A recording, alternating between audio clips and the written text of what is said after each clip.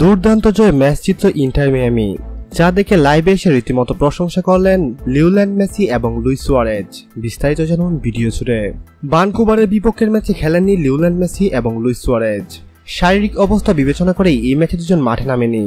দুই তারকাকে ছাড়া মাঠে নামার পরও জিতেছে ইন্টার মিয়ামি। ম্যাচটিতে 2-1 গোলে জয় নিয়ে মাঠ ছাড়ে তারা। এদিন মেসি সুয়ারেজকে ছাড়াই জ্বলে উঠে ইন্টার মিয়ামি। ম্যাচের 38তম মিনিটে রবার্ট টেইলরের গোলে প্রথমে এগিয়ে যায় ইন্টার মিয়ামি। এদিন 1-0 লিড নিয়ে বিরতিতে যায় দুই দল।